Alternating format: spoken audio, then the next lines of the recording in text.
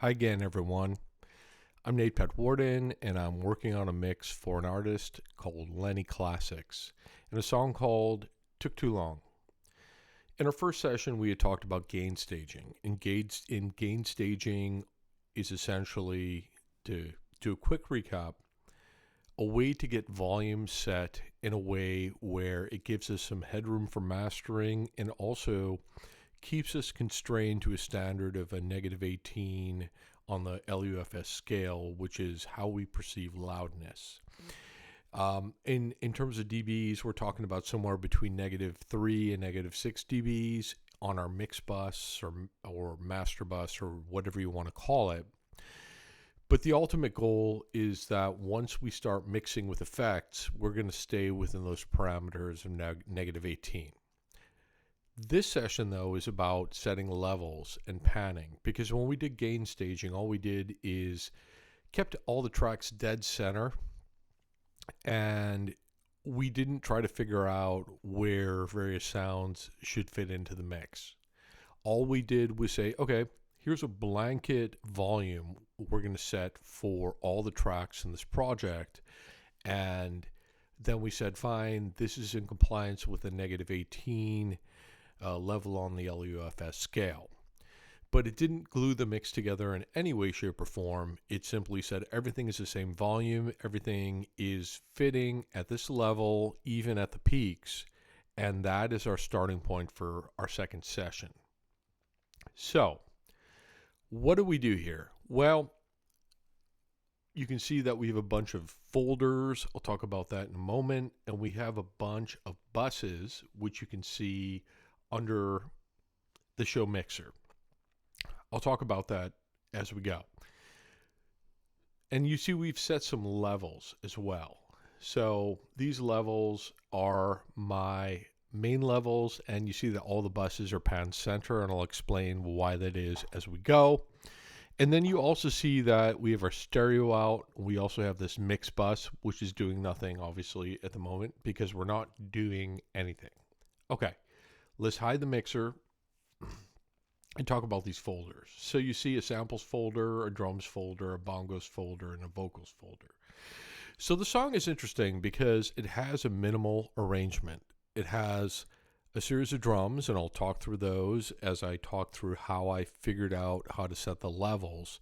It has a vocals folder where you have a main vocal, a callback vocal, I'll explain that as we go, and a left and right accent vocal. We have a bongos folder, which is new territory for me, I admit, but it has a series of bongos that I've treated to fit into the mix, or hopefully so, as a samples folder, because there's an ambient sample, or it's a sample that plays throughout the song, but its volume has been automated in such a way where it's just a presence, like I said, the ambient feature where it just works with the song. So to create a folder, if you don't know, let's say we're going to take my audio talk track here and put it into a folder. Right click it, create a track stack. Logic Pro 10 calls it a track stack, whatever.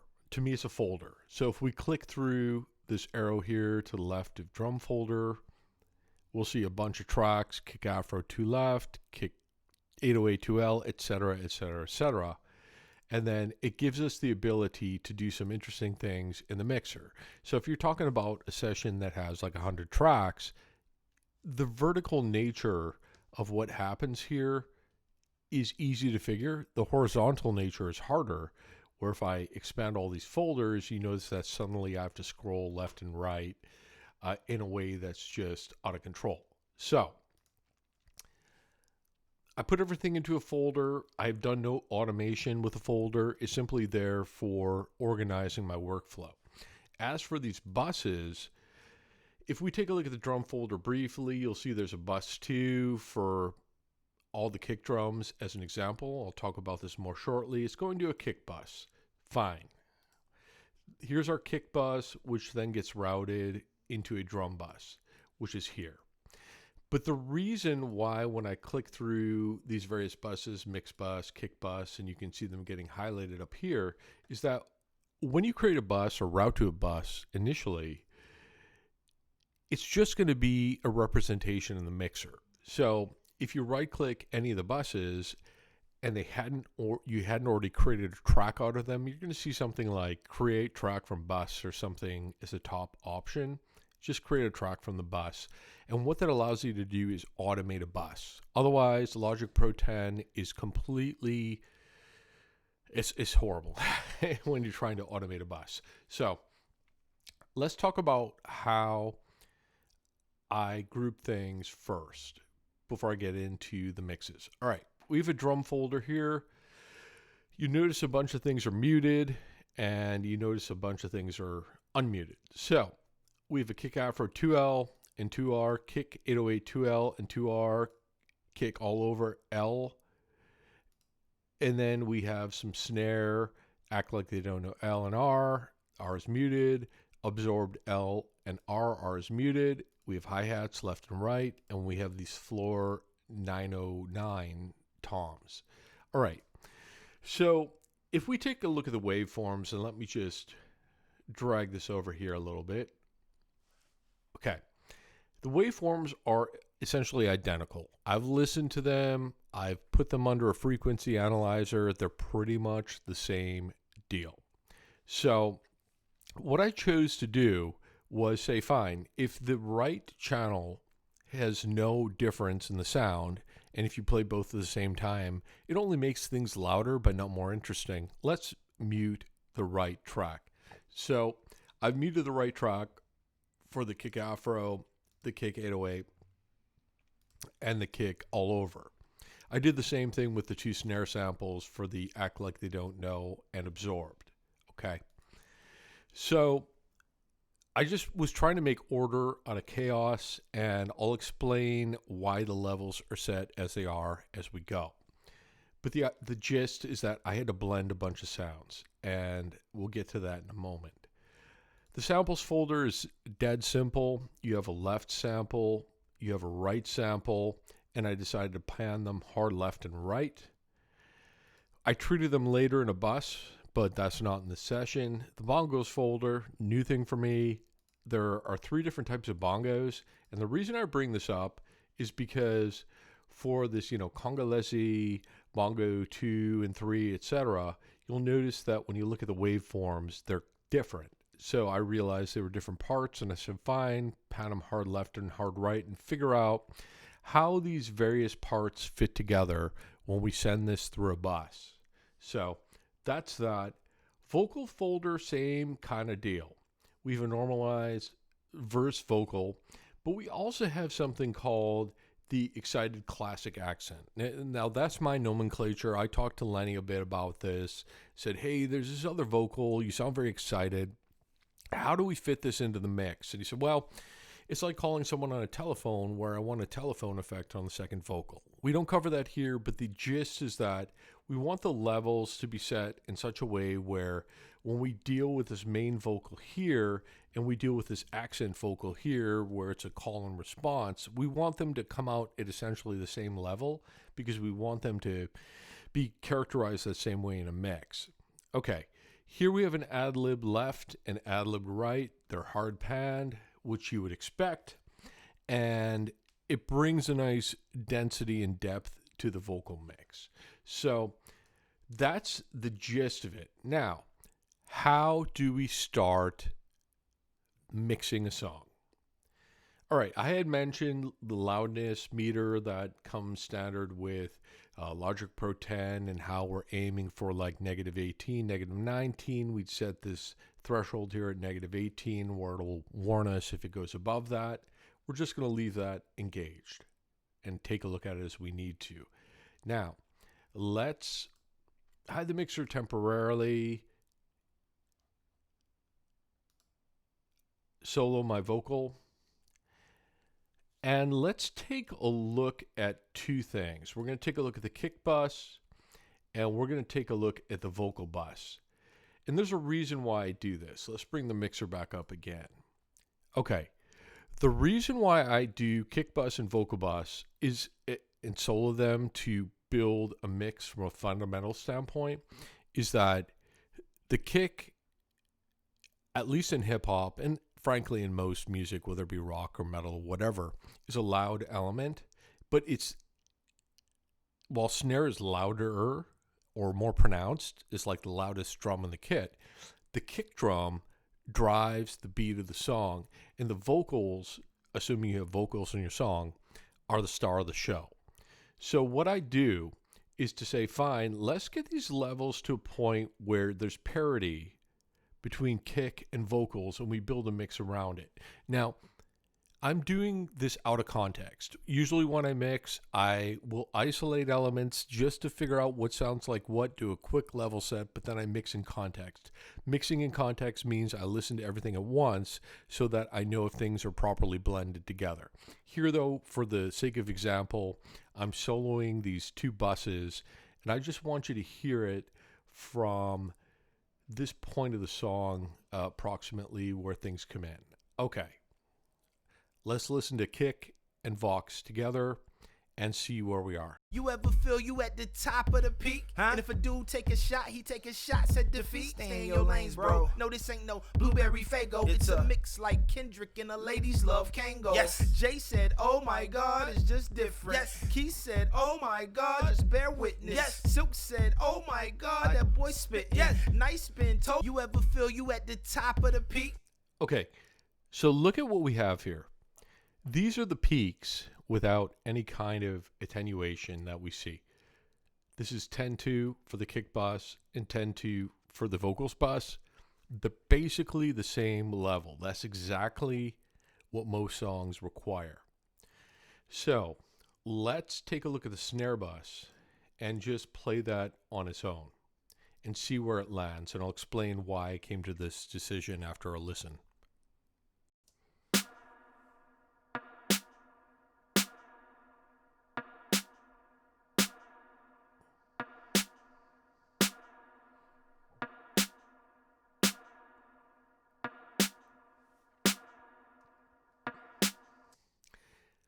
So the kick came in at 10.2 and the snare is at 8.6. Well, it was a musical choice.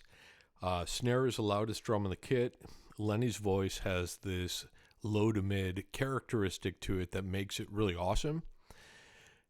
But we needed something to cut through on the upbeat because you have a lot of bassiness in the voice, a lot of baritone. And then you have this kick drum that's super boomy, and I'll get into why I blended it in a moment.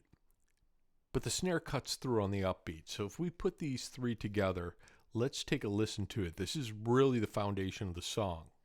You ever feel you at the top of the peak? And if a dude take a shot, he taking shots at defeat. Stay in your lanes, bro. No, this ain't no blueberry fago. It's a mix like Kendrick and the ladies love Kango. Yes. Jay said, oh my God, it's just different. Yes. Keith said, oh my God, just bear witness. Yes. Silk said, oh my God, that boy spit. Yes. Nice spin toe. You ever... All right, so there you have it. There's our backbone of the track. The kick is nice and boomy. The snare is a nice upbeat. It's got that upbeat that really cuts through the mix, and we have a really nice blend of vocals. But let's see what we did overall. So, our drum folder is interesting because you have all these kick drums, and let's play through them, okay? We have this kick afro, which I have no idea where this originates from, but I know the 808 for sure, though. The 808 was based on a Roland drum machine that originated in like late 1980s and is a foundational element, in my opinion, of all hip-hop, where it's got a huge ass end, huge amount of bass. It pushes a lot of air, but you have to control it. So you have to use judicious measures to blend these things, where the kick afro, which I'll play for you in a moment, is low, but it's got a nice body where you can contain stuff. And then this kick all over has got that nice attack to it. We hear the tickiness of where the beater would hit the drum head. Now, this isn't metal. We don't want a tick kind of festival in this recording. It will not do justice to what's been done. But I wanted just enough attack in the drum where it brought some interesting presence that plays well off the vocal and doesn't make the mix muddy. So pardon me, I blended this Afro drum, the 808, and the kick, this kick all over together, where the kick all over is based on levels the most dominant member of the group, but it works because the 808 and the Afro take up so much space. Let's listen to the Afro first.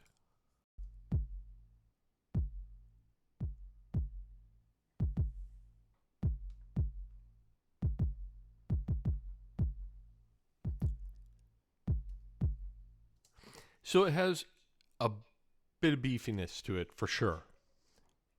And so what we want to do with it is just let it situate. Now, granted, we're not processing with effects that you see here. We'll deal with that in the next session.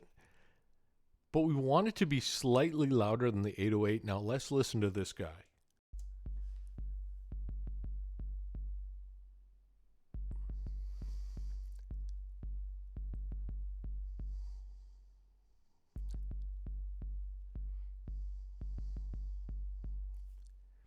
So, tried and true 808.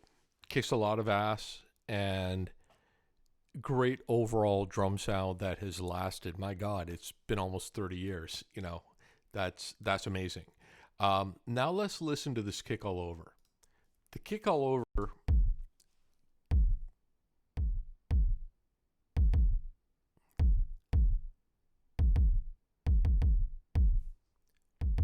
The kick all over has a nice body to it. It's got a nice thump, which we're already getting in the 808 and the Afro, but it's got a little bit of tick to it, and I don't want it to, this is not a metal song, like I said. I just want to give it a little bit of kiss of high end for the tickiness that'll accent the drum when the vocals are going, but cut out some of the low end because the 808 and the Afro drum already doing the work. Now let's go on to the snare. So Act Like They Don't Know is interesting, and it's the most dominant of the two snares. So it's got a nice attack to it. And what this is going to do for the mix is that by having a nice attack, the snare is going to cut through. Let's give it a quick listen.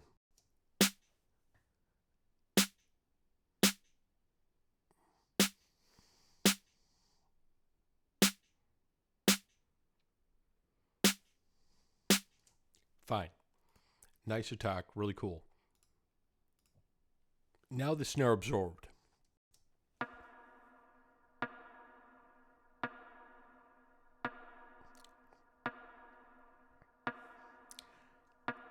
So what we hear is a much more muted sound, but it's got a coolness to it because it's coming off beat, and it brings this heaviness to the song that I think it really deserves. So it's cool. So we have a closed hi-hat left and right. Let's just solo those two guys out. You see I've done left and right on panning. So here is my thinking about the drums. I've done a lot of rock sessions, a lot of metal sessions over the years where I've been the engineer and then I've mixed it. Those drums have the benefit usually of room microphones, overhead microphones, some other ambient microphones somewhere else, and direct miking. So what you end up with a kit is a great room sound, a great ambience, and then the direct mics are just accents to that great sound you have coming from the air. Here we don't have the benefit because everything's a sample, but that is not a blocker to us making a good sounding set of percussion. So I've panned the hi-hats left and right. I've kept the left and right pair. I didn't mute anything. But these are untreated. Let's give a quick play and I'll talk about why I made this choice and how it all fits in.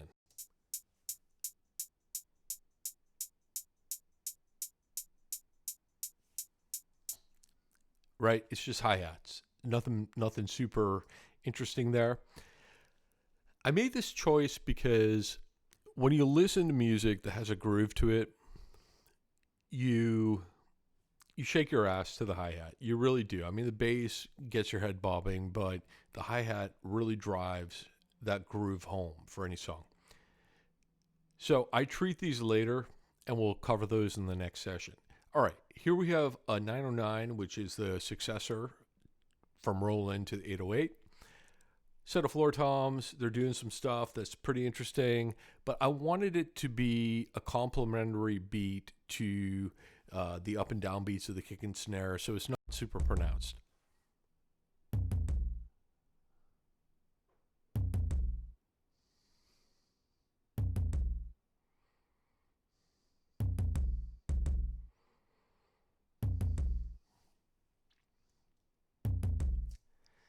That's all we got with that.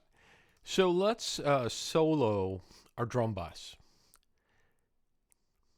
So you see there's a drum bus, a Vox bus, a bongo bus, which sounds like a movie where Greg Kinnear should be the star, but let's ignore that. We have a drum parallel bus, which we'll cover in the next session.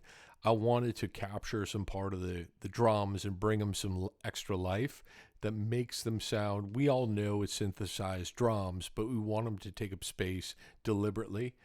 We have some vocal weight stuff that we'll cover next session. We have our sample bus where the samples go, and sample weight to add some weight to what we're doing with the samples. All right, let's just solo this drum bus and see what we've got.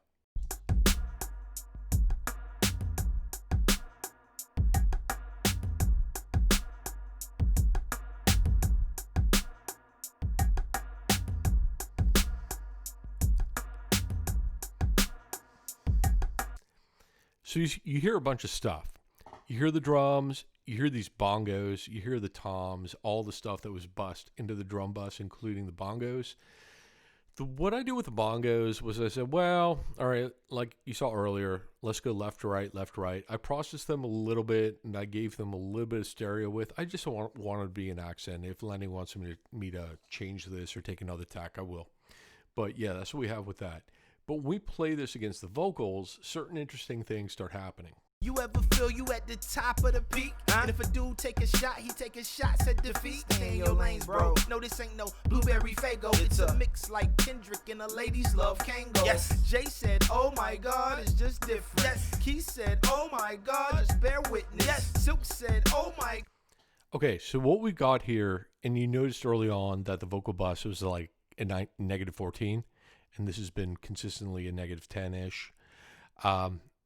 We treat this a little bit, and we'll talk about it in session 3. But the idea is we want them drums and vocals to be approximately equal. And what that allows us to do is allow the vocals to sit. We want the vocals to sit on top of the music, but we don't want it to sound like you have someone singing and then you've created a completely different song where the singer just apparently casually showed up and decided to start singing.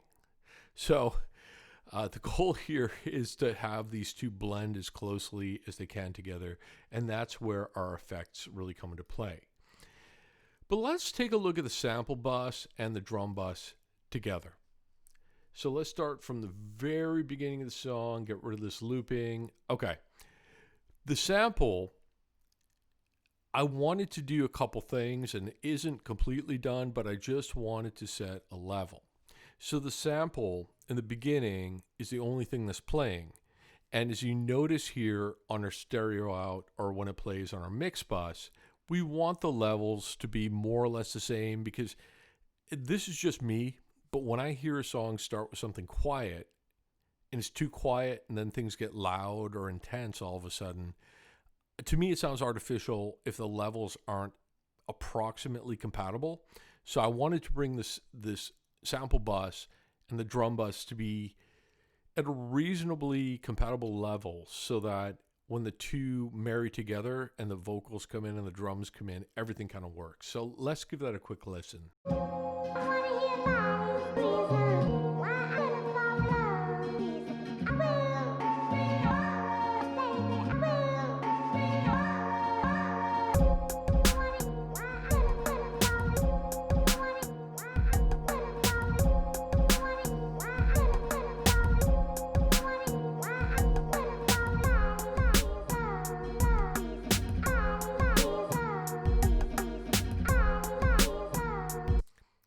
So you hear that.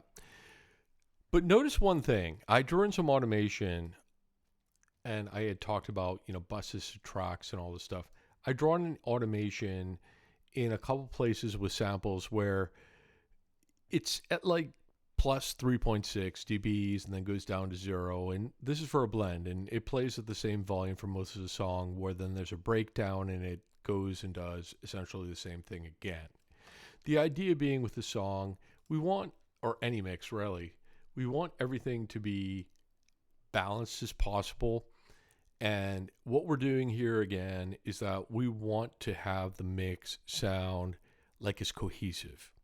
You see a bunch of stuff in these channels, effects wise. We'll cover that next time around.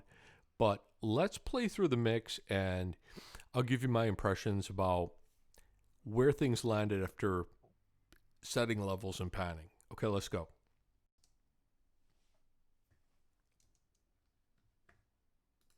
Okay, no, let's really go this time. I had, forgotten to unmute my vocal. All right, here we go. See, I took too.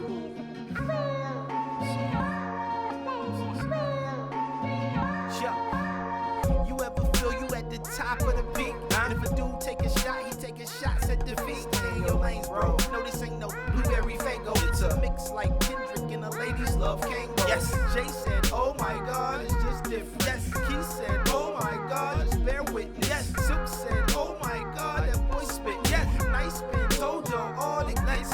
I can do this in my slumber. Any who want the thunder, right? We just stand in line and pick a number. Yeah, I kicks it, bro, a tundra. The lines lethal, you would never hit the punter. Or barely touch him, the game I've been trumpeted. Took a stand in public, that's why they rushing the judgment. Right, that rolled over your muffin. Random talk is cheap, don't go over your budget. Okay, so you have the gist. But here's what doesn't work. Well, here's what does and here's what doesn't.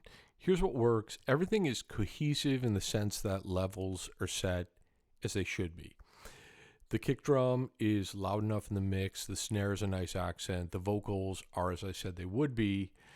But there are a couple of issues that in this production process we're going to need to address. So the hi-hats are just kind of ticky, ticky, ticky, ticky, tick, but without definition. And I want to add some definition to them. The vocals are kind of like watching someone drive up a hill, down a hill, up a hill, down a hill. It's just whoop, whoop, whoop, no consistency. And so I want to glue those together with some compression. And also I want to deal with the telephone vocal for what we're doing with vocals. The kick drum is beefy, which is cool, which is what the song requires. But we need to rein in some of the low end because it sounds loose to me, and it's causing the beat, at least to my ears, to sound like it's falling off where it should be tempo wise, and where it should be in terms of meter as well. So those are the first things: the vocals, the drums, and then parallel process the drums, because I really want to bring out a little bit of the attack of these synthesized drums to just give a little bit of weight to the drum performance. And that'll be the first thing we deal with in the next session without changing levels. We just want to add some vibe to it, if you will. Okay. Thank you for your time, and I'll see you next time.